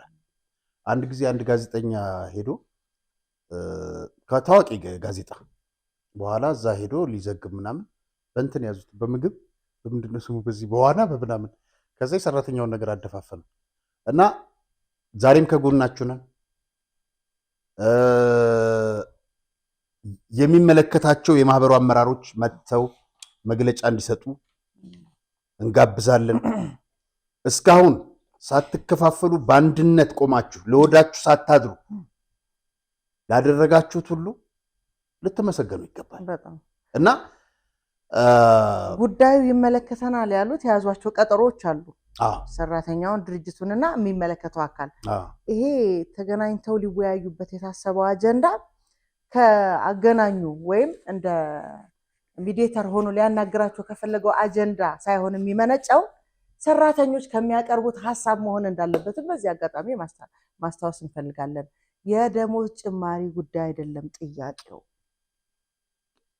ሲገናኙ የሚነሱት አጀንዳዎች ከሰራተኛው የሚመጡ ጥያቄዎች መሆን እንዳለባቸው ማስገንዘብ ያስፈልጋል። ይሄ ተደፋፍነው በነገራችን ላይ ይሄ ጃለን የሚባለው ሰላም የነገረችኝ ነገር ልንገርሽ እንትን ውስጥ ያልተካተተ ሰላም የወሲብ ትንኮሳ ሊፈጽም እንትን ታምሪያለሽ እንደዚህ ሆኖ ምናምን በጣም የሚያጸይፍ ከዛ ሰደብኩት አለች። እንዲህ ነው እኮ የሚያደርጉት ሰራተኞች ላይ። አንድ ነገር ልንገርሽ እኮ አውሮፓና አሜሪካ ሄደሽ አንድን ሴት እንደዚህ ከ2 ደቂቃ እንደዚህ አፍጥጠሽ እንኳን ማየት ሴክሹዋል ሃራስመንት ብለሽ ትያዣለሽ፣ ትከስሻለሽ። ከ2 ዓመት ወይ 5 ዓመት ድረስ ያስፈርድብሻል። እንኳን እንደዚህ ልትነኪ አትቀርቱ። ምን ነው ኢትዮጵያውያን እንዴት እንዋረዳለን በገዛ ሀገራችን? እንዴት እህቶቻችን መሸቀጫ ይሆናሉ? እነዚህ ነጮች እንዴት ዝም ብለው ይነካሉ? እንስሶች ናቸው እንዴ? ባለትዳር ሴቶች ባለፈው ያቀረብናት እነዚህ ባለትዳሮች ናቸው እኮ እንዴ፣ ሰው ናቸው። እችን በአንድ ወሩ አባረራት ያልካት ህፃን ያገባትም እኮ ይሄን እሱ ራሱ ባለትዳር ነው፣ የልጆች አባትም ሊሆን ይችላል። በዚህ ነው እንጂ ያለው። ግን በነገራችን ላይ በፕሮግራማችን ቀርበሽ የምትናገሪው ነገር ካለ በራችን ክፍት ነው። ያደረሰብሽ በደል መናገር የምትፈልጊውን ጠቅላላ መግለጽ ትችላለሽ። በሩ ክፍት ነው ልሽ ነውና በሴቶቻችን የሚፈጸመው ግን ያማል። ይሄ በተለይ ይሄ እነዚህ ሁሉም ከማኔጅመንቱ ጀምሮ ይሄን እያወቁ አለቅላቂዎች ተላላኪዎቹ ከርሳቸውን ሲሞሉ ይውላሉ። 11 ዓመት አንድ ሰው በአመራርነት ብቻውን ከቆየ ራዕይ የለውም እኮ አለን። እንዴ በቃ ነገረን። ይሄ ባለሙያ እኮ ነው፣ በጣም ባለሙያ እኮ ነው። ራዕይ ከሌለ የምታደርገው ነገር በሙሉ ከዚህ አሁን ካወራ ነው አይወጣም። ሰሞኑን ስለ ሂልተን ይዘነው የምንመጣው እንግዳ እስከዛሬ ከሰራ ነው ምንም አልተናገርንም ማለት ይችላል። ማአት ጉድ የያዘ ልጅ ማአት በከፍተኛ ኃላፊነት ሌላ ቦታ ተዛውሮ ይሰራል። ለመቅረብ በጣም ፈቃደኛ ነው። ሰኞና ማክሰኞ ይዘነው እንመጣለን። ያሳርፈናል ማለት ነው። ኧረ በስመ አብ ጉድ ነው ጉድ። በቃ ሲነግረኝ በቃኝ አልኩት። አንድ 30 ደቂቃ ነው ያወራነው። በቃኝ አልኩት። ይሄ ወደ ሚዲያ ነው እንዴ? ፈቃደኛ ነኝ አለ። የነዚህን ነጮች ጉድ ይዞልን ይመጣል። ግን የሴቶች ጉዳይ የለም ነው። ቅድም ያልካት እኮ ፖይንት አለች። እነዚህ ሰራተኞች ዛሬ መብታቸውን መጠየቅ ጀምረዋል።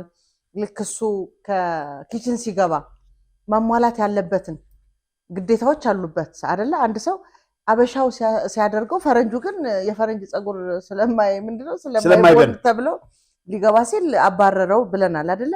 እነዚህ ሴቶች ለሴቶች ጉዳያቸውን አሳውቀዋል። ከዚህ በፊት እየተረገጡ እንዴት ያሳውቃል? አሁን ግን ማሳወቅ አለባቸው። ቢያንስ ግን ስሚ እነ ኮዝቢ አሜሪካኑ ከ35 ዓመት በፊት ከ37 ዓመት በፊት ትንኮሳ ፈጽሞብኛል ብላ ነው ፍርድ ቤት የገተረችው። ብዙዎች የገተሩት ይቻላል። በእርግጥ አሁንማ ዛሬም ክሰሱ። እኔ ከፍተኛ ኃላፊ የፖሊስ ኃላፊ በቀደም ዕለት ለምን ክስ አይመሰርቱም ነው? እንደውም ጉዳዩ ለፍርድ ቤት ወደ ፍርድ ቤት ለምን አይወስዱትም? አዎ ሴቶቹ በተለይ ውጡ። እዚህ ሚዲያ ላይ አንዳንድ ጊዜ ባህላችን አለ። ስለዚህ ከፈለጋችሁ ማንነታችሁን ደብቀን እዚህ ኢንተርቪው ማድረግ እንችላለን።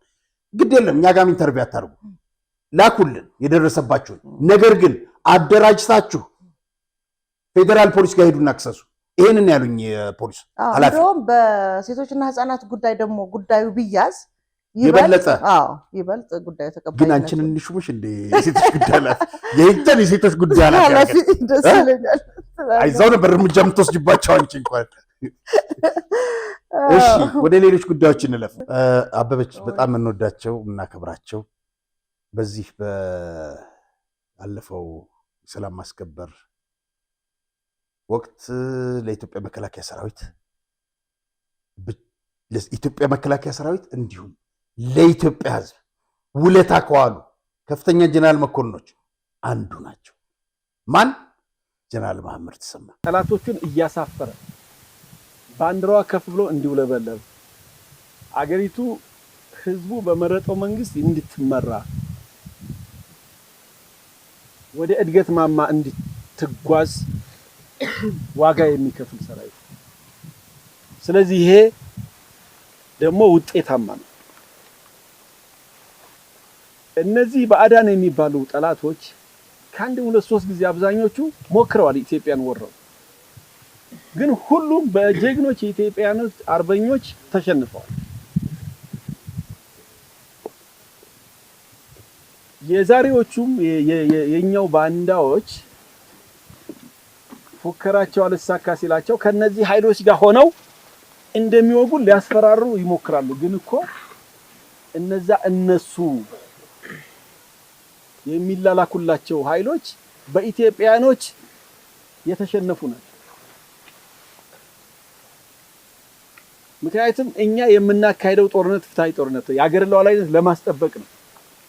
የህዝብን አንድነት ለማስቀጠል ነው፣ ኢትዮጵያን ለማስቀጠል ነው። ፍትሃዊ ጦርነት። እነሱ ደግሞ ይችን ሉዓላዊት ሀገር በኃይል አተራምሰው አፍርሰው እንደ ሶማሌ መንግስት አልባ አድርገው ሀብቷን በቀጥታም በእጅ አዙርም ለመቀራመት ስትራቴጂ ነድፈው የሚሰሩ ኃይሎች ናቸው። ስለዚህ ምን ጊዜም እንደ ወታደሮች ፍትሃዊ ጦርነት የሚያካሂዱ ኃይሎች ወይም መንግስታት ወይም ሀገሮች ስትራቴጂካሊ ያሸንፋሉ። እናመሰግናለን ጀነራል። በጣም እናመሰግናለን ጀነራል። በጣም በጣም ጀግና ናቸው። በጣም በነገራችን ላይ አገር 3 ጀግኖች አሏት ይባላል። ወታደር፣ መሪና ገበሬ ናቸው። እንግዲህ ዛሬ ኢትዮጵያ ያለችበትን ታሪክ በጣም በሚያስገርም ሁኔታ ኢትዮጵያ አሁን ያለችበት ሁኔታና ጎረቤቶቻችን ይሆናሉ ተብሎ ያልታሰቡ ግን ደግሞ ከታሰቡት ይልቅ ከተጠበቀው ሌላ በተቃራኒ ፈራርሰው ህዝባቸው ተበትኖ አገራቸው ታሪክ ሆኖ የቀሩ ጎረቤቶቻችን ያሉበት ሁኔታ ይገኛሉ ተብሎ ማንም አስቦ አያውቅም። የተፈራው ለኛ ነበር አይደለ? ያ የተፈራው ነገር ሳይሆን የቀረው አባቶች ጸሎት፣ በመከላከያ ወታደር መስዋዕትነት ነው። ትላንትና ከትላንት ወዲያና ዛሬ እኛ ዛሬ ቆመን ቁጭ ብለን በሰላም ወጥተን በሰላም ገብተን የምንለውን ታሪክ መስዋዕትነት እየከፈሉልን ያሉ ወታደሮች የሚመሯቸው እንደነ ጀነራል መሐመድ ተሰማ ደግሞ ሲኖሩ በትክክል አገር የሚያስፈልጓት 3 ሰዎች ናቸው ሲባል እንደነ ጀነራል መሐመድ ተሰማ ማለት ነው። እውነት ነው። ከ2013 ጀምሮ እስከ ዛሬ ድረስ ያለ እረፍት አገር ሲጠብቁ ታስታውሳለህ? የዛሬ ዓመት አካባቢ ወደ ደብረዘይት ወይም አዋሳ መሰለኝ ተገናኝተን ለጥቅምት ቀጠሮ ይዘናል ብለውናል። ጥቅምት ነው አይደለ? የምስራቅ እዝ ዓመታዊ በዓሉን የሚያከብረው ያንን ታሪክ የሆነበት ያኔም ተገኝተን የነበረ ጊዜ የነበሩበት ሁኔታ ማለት ብዙ መስዋዕትነት የተከፈለበትን ድል የተጎናጸፉበትን በዓል እያከበሩ ነበር ባለፈው እና በዚህ ልክ እነ ጀነራል መሐመድ ተሰማ አሁን በጽንፈኛው ፋኖ ላይ የተወሰደ ስላለው እርምጃ ነው እንግዲህ ትላንትና ከትላንት ወዲያም በተለያየ ሚዲያ ሲዘገብ የነበረ የእሳቸውን ጀግንነት የምስራቅ ጮራ የኢትዮጵያ ሰላም ተብሎ የተገለጸበት ታሪክ ማለት ነው እና በጣም እንግዲህ አንድ ጀነራል ብዙ ጊዜ ከነጻድቃን ጋር አይደለም እናነጻጽራቸው አሁን ያሉትን ጀነራሎቻችንን የህይወት ማይነጻጽር አታነጻጽር እኔ ብያለሁ ባለፈው አታነጻጽር ብያለሁ። ምናልባት የጀነራልነትን ማዕረግ ዋጋ የምትሰጠው የሚከፈልን ዋጋ መስዋዕትነት አስቀርተ ድል መጎናጸፍ ህዝብህን ወደ ሰላም ማምጣት። እንግዲህ አማራ ክልል ላይ የነበረውን ሁኔታ እናውቃለን። እያንዳንዱ ጉራንጉር ውስጥ የተወሸቁ ሽፍቶች ህዝቡን እንዴት ሰላም ነስተውት እንዴት በተለይ ደግሞ በጣም የሚያሳዝንህ ነገር ብዙ ጊዜ እንግዲህ ህዝባችን በግብርና ነው የሚተዳደረው አይደለ? አንደኛው ጀግና የምንለው ገበሬ ነው። ያንን ህዝብ የሚቀልብ የምንለውን ጀግንነቱን የምንገልጽበትን ጥሮ ግሮ ለህዝቡ የሚተርፍ ሀብት ያችን ነገር የሚሰራባትን ያችን ወቅት ጠብቀው እንዳያርስ የሚያስፈልገውን ግብአት እንዳይደርሰው ሆን ብለው ደግሞ እርሻውን በሚከውንበት ወቅት ላይ የተነሱ በሬዎቹን እያረዱ ምን እያደርጉት እንደነበር በተለያየ ወቅት እያየን መጥተናል።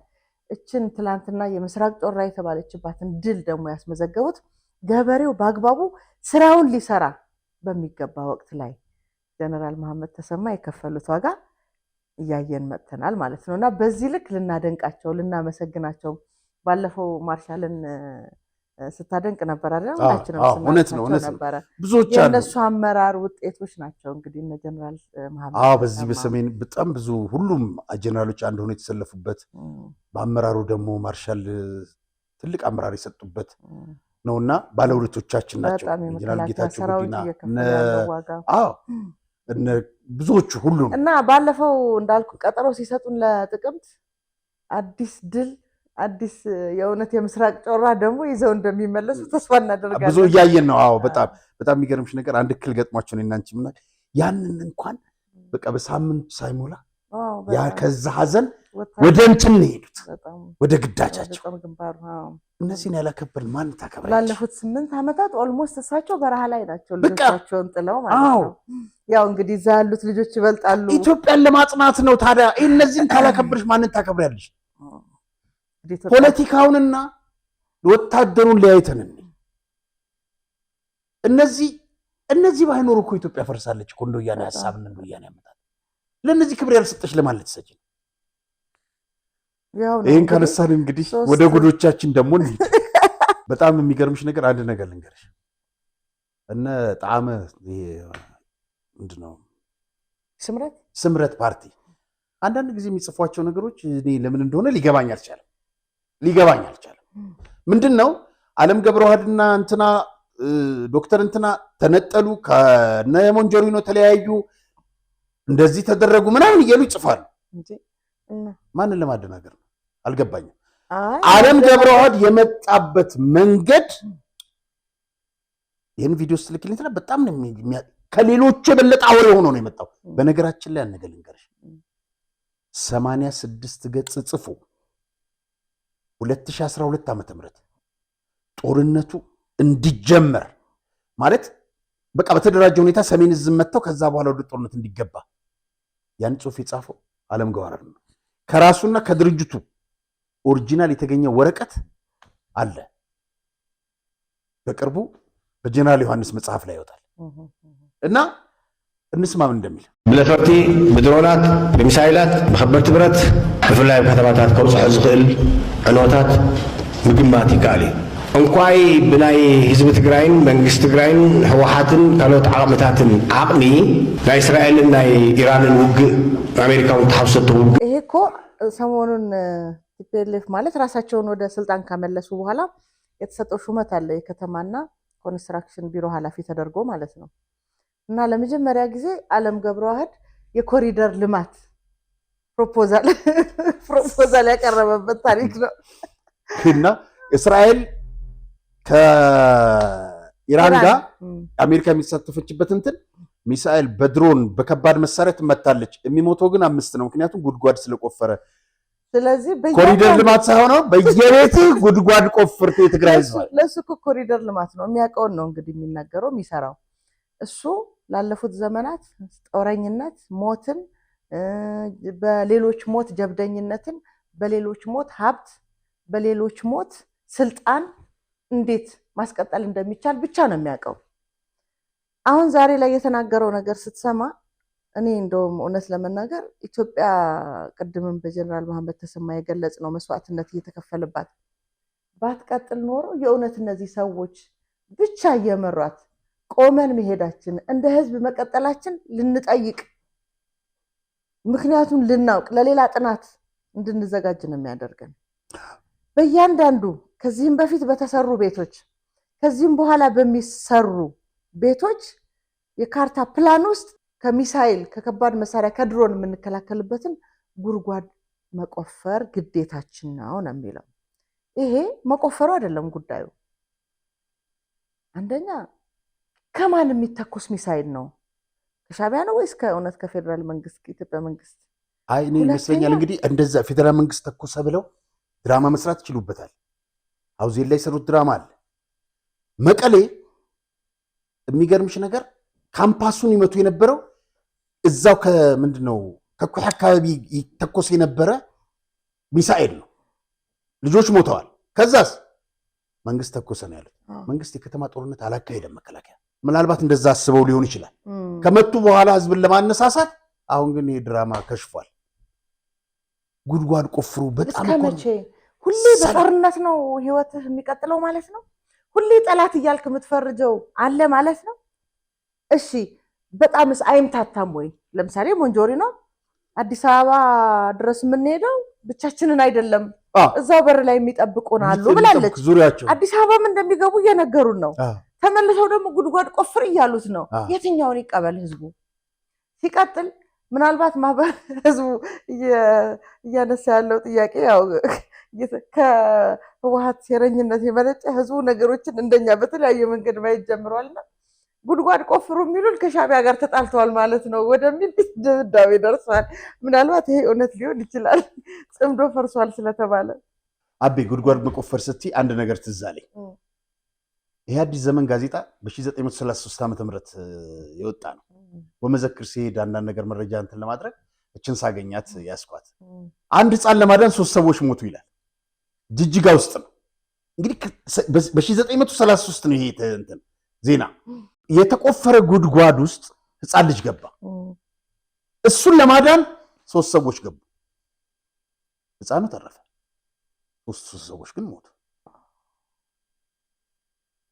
የኛ ታሪክ ነው የኛ ታሪክ ይሄ። አሁን ይኸውልሽ የዓለም ልጆች የነ ስብሃት ልጆች የነ ጻድቃን ልጆች የነ ሞንጆሪኖ ልጆች በሙሉ አሜሪካ ናቸው። ለነሱ ሲባል ለነሱ እድሜ ሲባል እንትና ነፍሱን ይማረውና መምህር እንትና የተናገራት ነገር ነበረች። ለ80 ዓመት አዛውንት የ20 ዓመት አዛውንት የ20 ዓመት ወጣት የማነ ንጉስ መምህር እና ፈንቅል አሁን ጉድጓድ ቆፍር የሚሉት ለኛ ስትል ሙትልህን ነው ያለው። እንግዲህ ጋፕ ተመልከች በጣም እሺ። ያነሳሻት ደግሞ ሞንጆሪኖ ምን እንደምትል እስቲ። አዲስ አበባ ሰዓት ዝብጻሕ በይንና ንሽከሙ ኢና ማለት አይኮነን አፍ ደገ አዲስ አበባ ያም ዝቃለሱ ዘለው ፋኖሎ እኛ ብቻችን አለ የምንታገለው። የአዲስ አበባ ዙሪያ የሚታገሉት ፋኖና ሸኔ ያሉ እኛ እዛ እስክንደርስ ወዳጆቻችን ነው። ደገ አዲስ አበባ ናይ ኦሮሞ ነፃነት ሰራዊት አለው አፍ ደገ አዲስ አበባ ማሐዙት እንይውና ማለት ማሐዙት እንዴት ነው የምትገልጨው? በጣም ጥርቅ ጓደኛ ማለት ነው አይደል? አጋር ብቻ አይደል ጓደኛም። ማሐዙት በጣም ስትቀራረቢ ነው። አጋር እኮ በርቀትም ሆነሽ አጋር ልትሆኚ ትችያለሽ። እሷ ግን አገላለጿ በነገራችን ላይ እኮ ወዳጆቻችን ማነው ከጦርነቱ በኋላ ከሰላም ስምምነቱ በኋላ ጌታቸው ረዳ ከቤኒሻንጉል ነፃ አውጪ ከሸኔ ከምናምን ጋር አብረን እንሰራ ነበር አለ። እውነት ነው። ይሄ አሁን ጥምረት የዛን ጊዜ አላዋጣም። ያመጣው ለትግራይ እልቂት ነው። በነገራችን ላይ አንድ የጦር አዛዥ በዚህ ጉዳይ ላይ አንድ ከፍተኛ የጦር አዛዥ በዚህ ጉዳይ ላይ አስተያየት የሚሰጡኝ ጠይቄ ነበር። እንዲህ አሉኝ። የተበከሉ በደም የተጨማለቁ ስለ ህዝብ፣ ስለ ትግራይ ህዝብ፣ ስለ ትምህርት፣ ስለ ጤና፣ ስለ ኢኮኖሚ፣ ስለ ዲሞግራፊ ምንም የማያውቁ ሙያቸው ጠመንጃ ይዞ ተራራ መውጣት ብቻ የሆነ ድሮ ለታገሉ ከህዝባዊ ባህር የተነቀሉ ልማዳቸው መግደል ማስገደድ ብቻ የሆነ የሰው ልጅ ዝቃጭ ናቸው። ነውራቸውን እንኳ መደበቅ የማይችሉ እንደመጣላቸው የሚናገሩ ፈጣሪ ከትግራይ ህዝብ ይንቀላቸው። አሜን። እና እነዚህ ናቸው አቢ ትምህርት ስትል ባይዘው ትግራይ ላይ የ12ኛ ክፍል አገር አቀፍ መልቀቂያ ፈተና ተፈትኗል ወጣቶቹ። የትግራይ 12ኛ ክፍል ተፈተና። ምክንያቱም ባለፈው ትልቅ ውዝግብ ተነስቶ ነበረ። ክልሉ ራሴ ነኝ የማስፈትነው ሲል የፌዴራል መንግስት ደግሞ ያው እንግዲህ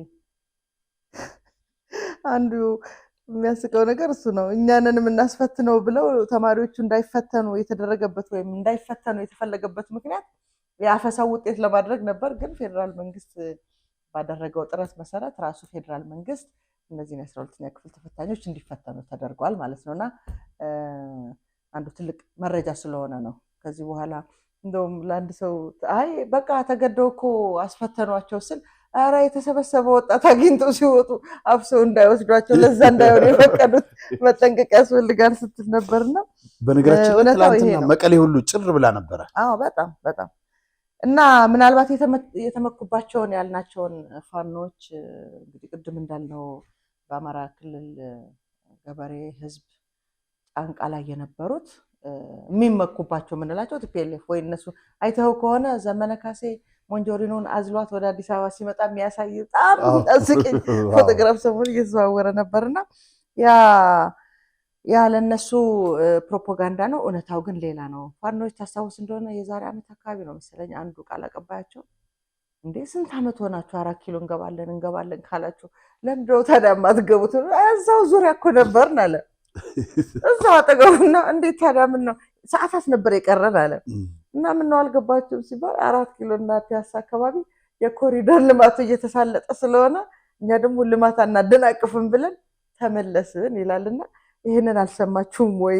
እነሱ ሀሳባቸውን ቀይረዋል ብቻ ሳይሆን የሉም በደረሰባቸው የመከላከያ ምንድነው ጠንካራ ክንድ የሉም። እና ይሄን ብትሰሙ ያው መቆፈሩ ብቻ ይሆን ነበር አማራጩ። አዲስ አበባ ምን መጣለን እያልክ ጉድጓድም እየቆፈርክ ሁለቱም አብሮ የማይሄዱ ነገሮች ናቸውና ቢያንስ ሊያታልሉት የሚያስቡትን ወጣት ይህንን እውነት ልንነግረው ይገባል ብዬ ነው እዚች ላይ ፎከስ ማድረግ የፈለኩት። ደብረጽዮን ሌላ ነገር ይላል። ብዙ ባለፉት ታስታውስ እንደሆነ ስለ ሀገር ስንሰራ አዲስ አበባ ላይ ያስቀመጥናቸው የኛ ታጣቂዎች አሉ ከ20 እስከ 30 ሺህ ምናምን ሲሉ ነበረ። ያንን ለማለት መቼም አያፍሩም እነሱ። ምክንያቱም እነሱ ሌላ ሰው በሚከፍልላቸው ህይወት ስለሆነ እድሜያቸው የሚቀጥለው። ዛሬም ተመሳሳይ ነገር ይናገራል።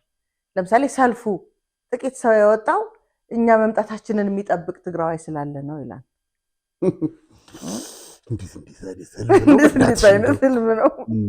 እና እነዚህ ለተጠራው ሰልፍ ያልተሳተፉ ሰዎች የእነሱ መምጣት ብቻ ሳይሆን መጠበቁን የሚነግረን በተመሳሳይ በሌላ አካባቢ የሚኖር ትግራዋይ በሌላ ብሔር ብሔረሰብ በኢትዮጵያ መንግስት አይን ውስጥ እንዲገባ እንዲጠረጠር የት ነው ያሉት የሚታገሉት ትግራይ ውስጥ ብቻ ያሉት ናቸው የምትሉት ተሳስታችኋል፣ እንደዛ አትበሉ። የተለያዩ ቦታ ላይ እኮ አሉን የሚታገሉልን እያለ ይገልጻቸዋል። ጭራሽ ይህንን የእሱን ሀሳብ ምን ያህል ሆን ብለው ተደራጅተውበት ዓለምም ይገልጸዋል፣ ሞንጆሪኖም ትገልጸዋለች፣ አክቲቪስቶቻቸውም ይገልጿቸዋል። አርሚ 71 አዲስ አበባ እየጠበቀ ነው ይላል።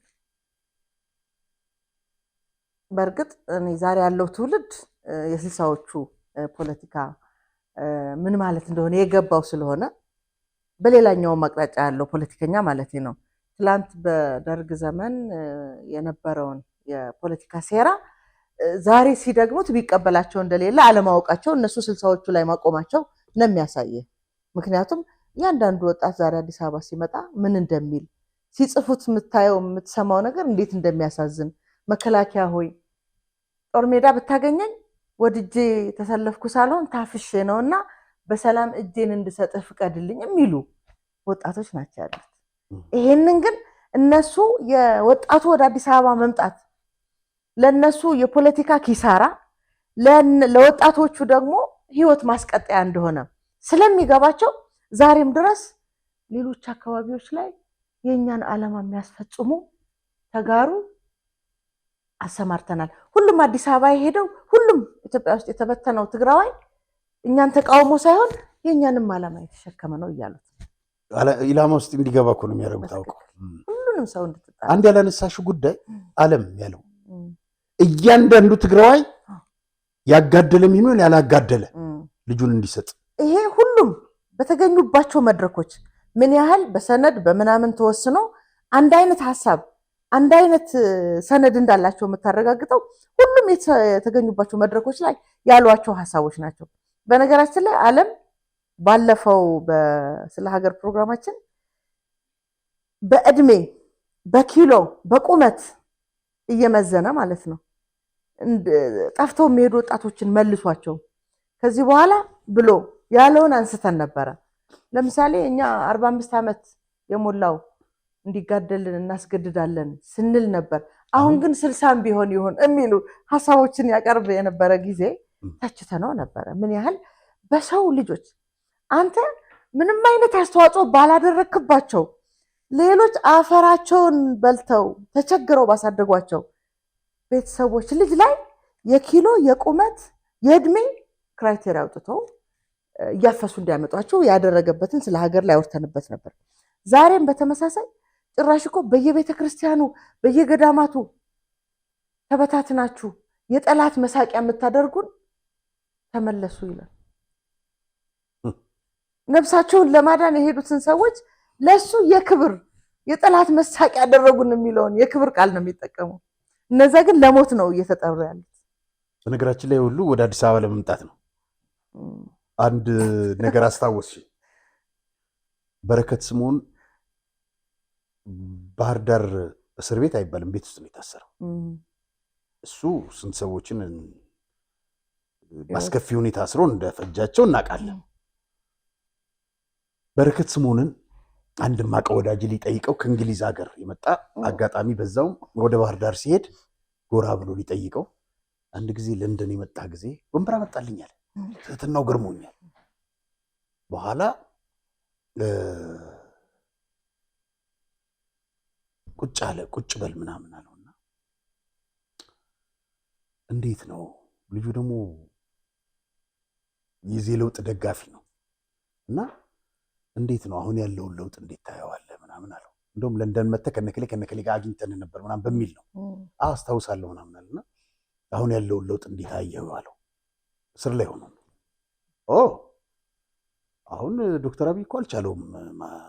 ስለዚህ እኛ የቱጋ ስህተት እንደፈጠርን አሁን ቁጭ ብዬ እያሰብኩት ነው እና ወደ ስልጣን መተም እኛንን በቃ ካልያደግ ይችን ሀገር የሚመራት የሚገዛት ማንም የለም አለ።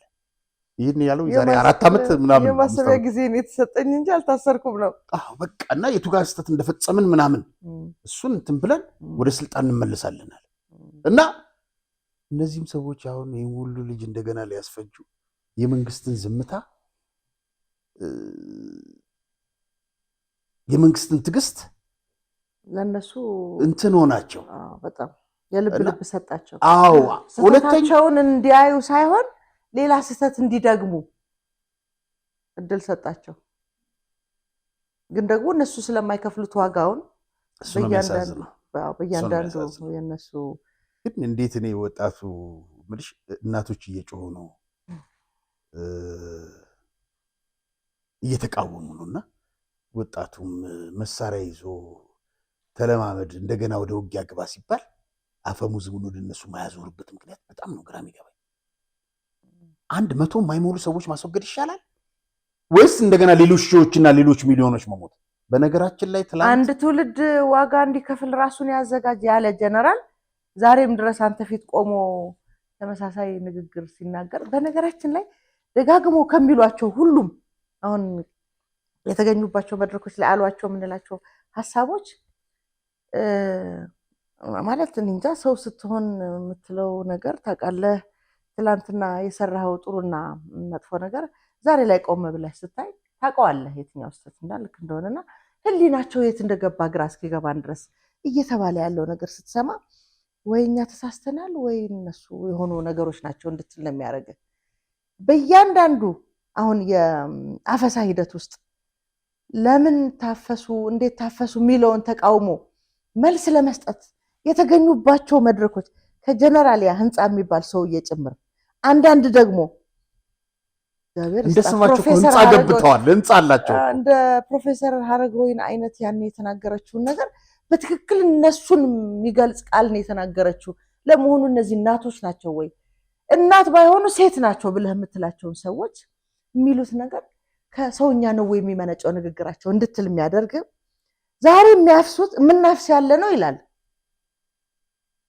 ያላሰዋ ቤተሰብ እንዲያሰዋ እንዲሞት። ምክንያቱም እዛ ጋር የተሰዋ ቤተሰብ ሌላ ቤተሰብ ላይ ካልተሰዋ እነሱ አላሰውም እኔ ግን ተሰውቶብኛል የሚል ፊሊንግ እንዳይኖረው እኩል ለማድረግ ነው አስፈጅተው። እናመሰግናለን አቤ። በድጋሚ የጌታውን ይልማን የሂልተን ሰራተኛ የኩላሊት ንቅለ ተከላ ያደርግ 1 ሚሊዮን ነው የሚያስፈልገው። 10,000 ሰዎች 100 ብር እናዋጣ። 5,000 ሰዎች 200 ብር ዛሬውኑ አሁኑኑ ይህን ፕሮግራም እያያችሁ አይደለም አቤ? ትክክል። በጣም እውነትን ነው። ቅድምም ለማስታወስ እንደሞከር ነው በጣም ወሳኝ የሆነ ሀሳብ ነው የቀረበው። እንደውም ሀሳቡን ያቀረበው ሰው እናመሰግነዋለን። እንዲህ ቀለል ማድረግ ይቻላል። ችግሮቻችንን ስንጋራቸው በቀላሉ መፍታት ይቻላል። ጌታውን ኩላሊት ንቅለ ተከላ እንዲደረግልህ ተብለሃል። ምን ያክል ነው የሚፈጀው? ባለቤቴ ኦልሬዲ ምርመራውን ጳውሎስ ጠቅላላ ምርመራ ጨርሰናል። ወደ ውጭ የሚላክ የመጨረሻ ምርመራ እሱንም ጨርሰን መጣን። አሁን 1 ሚሊዮን ብር አምጡ ተብለናል። ቀጠሮ ለማድረግ ኦልሬዲ ጨርሻለሁ። ሐምሌ ትገባላችሁ ነው የተባለው። ገንዘቡ እንደሌለህ ነው የነገርከኝ። ሌላው ቀርቶ አሁን ዳንስ ማድረግበት የለኝም። አሁን ለነገ ዛሬ አድርጌ ለነገ ዳንስ ይቸግረኛል፣ የለኝም። ክቡራን ተመልካቾቻችን እንግዲህ በጣም ብዙ ወዳጆች አላችሁ፣ በጣም ብዙ ደግ የሆናችሁ እማቃችሁ፣ በአሜሪካንም በአውሮፓም ያላችሁ፣ በደቡብ አፍሪካም በሌላም ቦታ ያላችሁ ወንድማችንን እንርዳው። የባንክ አካውንቱ እንግዲህ ከስርም ይሄዳል። ልግለጽላችሁ 100,000 11 97 77 4 ደግመዋለሁ 100,000 11 97 77 4 ጌታሁን ይልማ። እናመሰግናለን ክቡራን ተመልካቾቻችን። የዛሬው ፕሮግራም በዚሁ ያበቃ። ቸርን ሰንብት። አሁኑኑ ይወስኑ። ልዩ የኢንቨስትመንት እድል በመርካቶ ተክለ ሃይማኖት በወር እስከ 100 ሺህ ብርና ከዚያ በላይ ቋሚ ገቢ የሚያስገኝሉት ድንቅ እድል በአጭር ጊዜ ውስጥ ትርፋማ የሚያደርጉትን የንግድ ሱቅ በልዩ ዋጋና አማራጭ የክፍያ መንገዶች ዛሬውኑ ያዙ። ከግራውንድ ፍሎር እስከ 3ኛ ወለል ድረስ ከ11 ካሬ 22 እና 32 እንደ ምርጫው በ2.7 ሚሊዮን ብር ጠቅላላ ክፍያ እንዲሁም በ640 ሺህ ብር ቅድመ ክፍያ ያገኛሉ። በአንድ ዓመት ጊዜ ውስጥ በ7 ዙር ክፍያ የተመቻቸሉት። በተጨማሪም በፒያሳ ፍሬንድሺፕ ፓርክ እና በአራዳ ፓርክ ፊት ለፊት የሚገኙ ዘመናዊ አፓርትመንቶችን ለመኖሪያም ሆነ ለኢንቨስትመንት እንደ ምርጫው ባለ 2 መኝታ ቤት በ8 ሚሊዮን ብር ጠቅላላ ክፍያ በ10% ቅድመ ክፍያ በ1 ሚሊዮን ብር የግሎ ያድርጉ። ፈጥነው ለሚመጡ ደንበኞቻችን ተጨማሪ ልዩ ቅናሽም ተዘጋጅቷል። ለበለጠ መረጃ 0945 70 3865 ይደውሉልን።